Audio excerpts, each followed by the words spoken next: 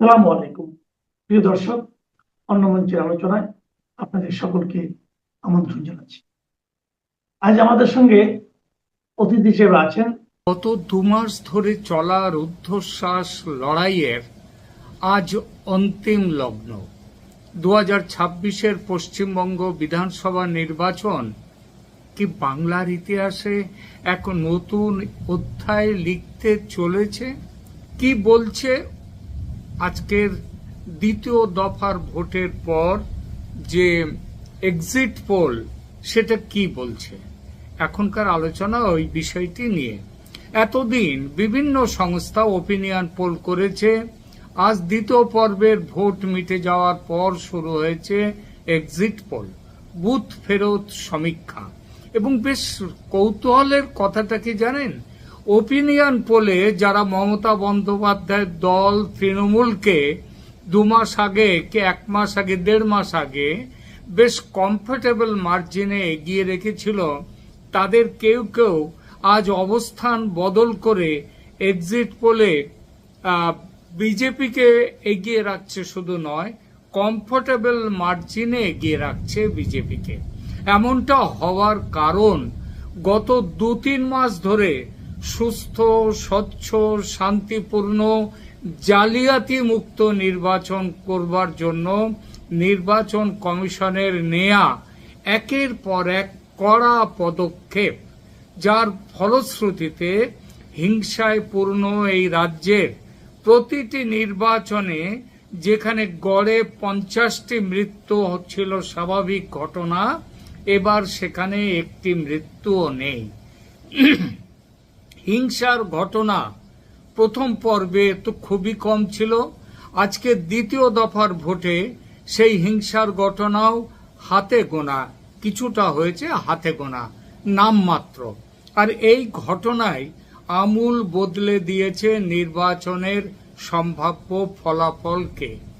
আমি আমার এই চ্যানেলে এসআইআর এর আগে, মানে স্পেশাল ইন্টেনসিভ রিভিশনের আগে একটি ওপিনিয়ন পোল করেছিলাম। সেখানে টিএমসি ও বিজেপির মধ্যে টক্কর থাকলেও এগিয়ে ছিল খুব অল্প হলেও টিএমসি, তৃণমূল কংগ্রেস। এরপর এসআইআর শেষ হওয়ার মুখেও আমি একটি ওপিনিয়ন পোল করি, বোধহয় মনে পড়ছে 21শে মার্চ কি তারপরে হবে, হ্যাঁ ওই সময় করি। সেখানে বিজেপিকে দিয়েছিলাম 159 প্লাস মাইনাস 10, অর্থাৎ 149 থেকে 169টি আসন। আর আজ দ্বিতীয় দফার ভোটের পর আমার এক্সিট পোল বলছে না, আমারটা এখন বলবো না, বলবো একদম শেষে। তার আগে প্রধান কয়েকটি সংস্থা এক্সিট পোল যারা করেছে তারা কি বলছে বলি সে কথা। তারা কি বিজেপিকে এগিয়ে রাখছে? রাখলে কতটা এগিয়ে? ঠিক 5 বছর আগে 2021 সালে যে সোনার বাংলার স্বপ্ন অধরা রয়ে গিয়েছিল বিজেপির, 2026-এ এসে কি তবে সেই স্বপ্ন বাস্তবায়নের পথে? আজ সন্ধ্যা 6:30টার পর থেকে একের পর এক বুথ ফেরত সমীক্ষা বা এক্সিট পোল যখন সামনে আসতে শুরু করেছে, তখন রাজনৈতিক মহলে একটাই শব্দ ঘোরাফেরা করছে, সেটা হলো পরিবর্তন। কি এবার পরিবর্তনের পরিবর্তন কি হতে চলেছে? অধিকাংশ জাতীয় এবং আঞ্চলিক সমীক্ষা সংস্থার রিপোর্ট আজ বলছে বাংলায় এবার বড় সড়ো ওলট পালট হতে চলেছে। ঘাসফুল শিবিরের দীর্ঘ 15 বছরের শাসনের ভিত এবার নাকি হালকা হয়ে যাচ্ছে। অধিকাংশ এক্সিট পোল স্পষ্ট ইঙ্গিত দিচ্ছে ভারতীয় জনতা পার্টি বা বিজেপি এবার ম্যাজিক ফিগার পার করে মোটামুটি কমফোর্টেবল মেজরিটি বা সুবিধাজনক সংখ্যাগরিষ্ঠতা নিয়ে নবান্নের, নবান্ন বলবো না, কারণ নবান্ন কিন্তু আমাদের পশ্চিমবাংলার যে সরকারের হেডকোয়ার্টার নবান্ন হয়েছে মমতা ব্যানার্জির আমলে, খুব বেশি বছর আগের কথা নয়। আবার আমার ধারণা এই সরকার ফিরে আসবে আবার রাইটার্স বিল্ডিংসে, কিংবা আরো কাছাকাছি এদিকে সল্ট লেকের দিকে, নিউ টাউনের দিকেও চলে আসতে পারে, সেটা পরের প্রশ্ন। আজকের এই বিশেষ প্রতিবেদনে আমরা বিশ্লেষণ করব বিভিন্ন সংস্থার দেয়া সেই চমকপ্রদ পরিসংখ্যান এবং বোঝার চেষ্টা করব ঠিক কোন কোন কারণে বাংলার জনমত এবার বিজেপির দিকে ঝুঁকল। প্রধান সমীক্ষক সংস্থাগুলোর পরিসংখ্যানের কথা প্রথমে বলি। বাংলায় পশ্চিমবঙ্গের 294টি আসনের ভাগ্য এখন ইভিএম এর মধ্যে বন্দী। 4 মে ইভিএম খোলা হবে, ফল ঘোষণা হবে। তার আগে এক্সিট পোলগুলো কি বলছে, সবার কথা তো বলা যায় না, কিছু বড় সংস্থার কথা বলছি, এক নজরে দেখে নিই তারা কি বলছে। পি মার্ক, তাদের সমীক্ষা সবচেয়ে বড় চমক দিয়েছে পি মার্ক। তাদের পূর্বাভাস অনুযায়ী বিজেপি এবার বাংলায় 150 থেকে 170টি আসন পেতে পারে, যেখানে তৃণমূল কংগ্রেস আটকে যেতে পারে 118 থেকে 138টি আসনে। ম্যাট্রিজের সমীক্ষা বলছে বিজেপি 146 থেকে 161টি আসন পেতে চলেছে, অর্থাৎ জয়ের জন্য প্রয়োজনীয় 148-এর গণ্ডি তারা প্রায় ছুঁয়ে ফেলছে। আর তৃণমূল পেতে পারে, এবং তারপরে এগিয়ে যাচ্ছে, তৃণমূল পেতে পারে 120 থেকে 140টি আসন। জেভিসি, তাদের রিপোর্ট, এখানে লড়াইটা কিছুটা হাড্ডাহাড্ডি। তারা দেখাচ্ছে যে হাড্ডাহাড্ডি লড়াই হলেও পাল্লা ভারী বিজেপির দিকে। তারা বিজেপিকে দিচ্ছে 138 থেকে 159টি আসন, আর তৃণমূলকে দিচ্ছে 131 থেকে 152টি আসন। খেয়াল করবেন টিএমসির হায়ার কাউন্ট তারা রেখেছে 152, অর্থাৎ দরকারি যে 148 তার ওপরে আরো 4টি, যদিও নিচের দিকে আছে। একই অবস্থা মোটামুটি বিজেপির জন্য রেখেছে, তবে বিজেপির পাল্লাটা একটু ভারী। তবে সব সংস্থাই যে বিজেপির পাল্লা ভারী দেখিয়েছে তা নয়। পিপলস পালস সংস্থা, তার সমীক্ষায় দেখা যাচ্ছে তৃণমূল 177 থেকে 187টি আসন পেয়ে ফের ক্ষমতায় ফিরছে। এবার সত্যি মিথ্যেটা তো আগেই বলেছি, আটকে আছে এখন ওই ইভিএম বাক্সে। কিন্তু যদি আমরা পোল অফ পোলস বা সমস্ত সমীক্ষার গড় করি, তবে দেখা যাচ্ছে যে এবার বাংলার জনমত স্পষ্টভাবে পরিবর্তনের পক্ষে। গড় হিসেবে বিজেপি 160-এর আশেপাশে আসন পেতে পারে বলে মনে করা হচ্ছে। শতাংশের হিসেবে বিজেপির ভোট শেয়ার 44 থেকে 46% গিয়ে ঠেকতে পারে, যা 2021-এর তুলনায় প্রায় 7-8% বেশি। এবং তৃণমূলের ভোট শেয়ার নেমে আসতে পারে 38 থেকে 39-এর মধ্যে শতাংশের মধ্যে। নিঃসন্দেহে গ্যাপটা বড়, ছোট নয়। এবার আসা যাক আঞ্চলিক বিশ্লেষণে। বাংলার ভৌগোলিক বৈচিত্র্য যেমন আলাদা, এখানকার ভোটদানের ধরনও অঞ্চল ভেদে আলাদা। এক্সিট পোলের তথ্য অনুযায়ী উত্তরবঙ্গ সবসময়ই বিজেপির শক্ত ঘাঁটি। সমীক্ষা বলছে এবার উত্তরবঙ্গের 54টি আসনের মধ্যে 45 থেকে 48টি আসনই পেতে পারে বিজেপি। রাজবংশী এবং চা বলয়ের ভোট এবারও তৃণমূলের দিক থেকে মুখ ফিরিয়ে নিয়েছে। জঙ্গলমহল, বাঁকুড়া, পুরুলিয়া, ঝাড়গ্রাম এবং মেদিনীপুরের পশ্চিমাংশ, যা জঙ্গলমহল নামে পরিচিত, সেখানেও এবার ব্যাপক ধস দেখা যাচ্ছে তৃণমূলের জোটে। আদিবাসী ও কুর্মী ভোট ব্যাংক এবার একতরফাভাবে বিজেপির বাক্সে গেছে বলে মনে করছেন বিশেষজ্ঞরা। দক্ষিণবঙ্গ ও কলকাতা, সবচেয়ে বড় খবর হলো দক্ষিণবঙ্গ। 2021 সালে দক্ষিণবঙ্গে ছিল তৃণমূলের সুনামি। তৃণমূলকে দুহাত ভরে আশীর্বাদ করেছিল। সেই আশীর্বাদ কতটা মানুষের ইচ্ছায় আর কতটা জালিয়াতির চোটে সেটা অবশ্য অন্য কথা, কিন্তু সেটা যাই হোক, আশীর্বাদটা দেখা গিয়েছিল। 2026-এর এক্সিট পোল বলছে হুগলি, নদিয়া, উত্তর 24 পরগনার একটা বড় অংশে বিজেপির থাবা বসিয়েছে। এমনকি কলকাতার সংলগ্ন আসনগুলিতেও এবার হাড্ডাহাড্ডি লড়াই। আর এর সাথে দক্ষিণ 24 পরগনা, যেখানে 31-এ 31 ছিল বিজেপি তৃণমূলে কংগ্রেসের, সেখানেও বিজেপি হাত বসিয়েছে, থাবা বসিয়েছে। আর শহরে মধ্যবিত্ত ভোটারদের মধ্যে তৃণমূলের প্রতি এক ধরনের বিমুখতা লক্ষ্য করা গেছে। তবে তৃণমূলের দুর্গে বড় ভাঙনের কারণ মুসলিম ভোট ও বাম কংগ্রেস জোট, আইএসএফ এবং বামের জোট, এবং তার উপর কংগ্রেসের পারফরম্যান্স এবার অনেক জায়গায় তৃণমূলের সংখ্যালঘু ভোট ব্যাংকে বড় সড় ফাটল ধরিয়েছে। মালদায় এমনও হতে পারে যে তৃণমূলের খাতা পর্যন্ত এবার না খুলতে পারে। আর মুর্শিদাবাদ, সেখানেও তৃণমূল বিপুলভাবে পিছিয়ে আসতে পারে। এই জেলাগুলিতে ভোট কাটাকাটির একটা বড় সুবিধা পেয়ে যাচ্ছে বিজেপি। কেন এই রায়?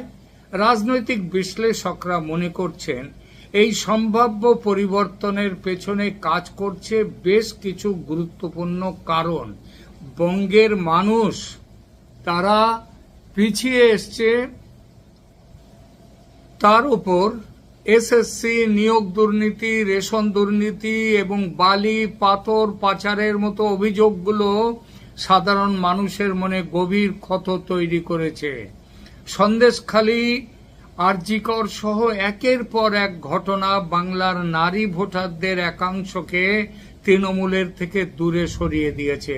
যদিও তৃণমূল লক্ষ্মীর ভাণ্ডারের মতো প্রকল্পের উপর ভরসা করেছিল, কিন্তু এক্সিট পোল বলছে সম্মান বনাম ভাতার লড়াইয়ে অনেক ক্ষেত্রে সম্মানই জয়ী হয়েছে। এরপর কেন্দ্রীয় প্রকল্প বনাম রাজ্য প্রকল্পও একটা বড় প্রভাব ফেলেছে। মোদী সরকারের আয়ুষ্মান ভারত, কিষাণ সম্মান নিধি এবং আবাস যোজনার বকেয়া টাকা নিয়ে কেন্দ্রের বিরুদ্ধে তৃণমূল সরব হলেও সাধারণ ভোটাররা মনে করেছেন রাজ্যের ডবল ইঞ্জিন সরকার থাকলে এই সমস্যা মিটে যাবে। রাজ্যের টিএমসি সরকারের দুর্নীতি এখানেও বড় ফ্যাক্টর। এর সাথে যোগ করুন উচ্চ ভোটদানের হার। এবারের নির্বাচনে বাংলার ভোটদানের হার 90% পেরিয়ে গেছে। প্রথাগতভাবে দেখা যায় ভোট যখন খুব বেশি পড়ে তখন তা সাধারণত পরিবর্তনের পক্ষেই যায়। এবারও তার ব্যতিক্রম হয়নি। আর একটা কারণ, নির্বাচন কমিশনের বিরুদ্ধে অহেতুক লড়াইতে গিয়ে সুপ্রিম কোর্টে দল ও সরকারের মুখ পোড়ানো। এর ফলে সরকারের সাথে সাথে দলের ক্রেডিবিলিটিও আরো নেমে গেছে এই ঘটনায়। তবে তৃণমূলের বিপর্যয়ের এবারের সবচেয়ে বড় কারণ তৃণমূল কংগ্রেসের বিরুদ্ধে ধর্মীয় তোষণের অভিযোগ ও তার প্রতিক্রিয়ায় বিজেপির পক্ষে হিন্দু ভোটের বিরাট মেরুকরণ। এই তাস বিজেপি এবার খেলেছেও খুব ভালো। দেশভাগ, উদ্বাস্তু হয়ে এদেশে চলে আসার স্মৃতি ও আগামীতে এই তৃণমূল কংগ্রেস সরকার থাকলে আবার উদ্বাস্তু হতে পারে, এই সম্ভাবনায়, এই আশঙ্কা মানুষের মনে ভালোভাবে গেঁথে দিতে পেরেছে বিজেপি।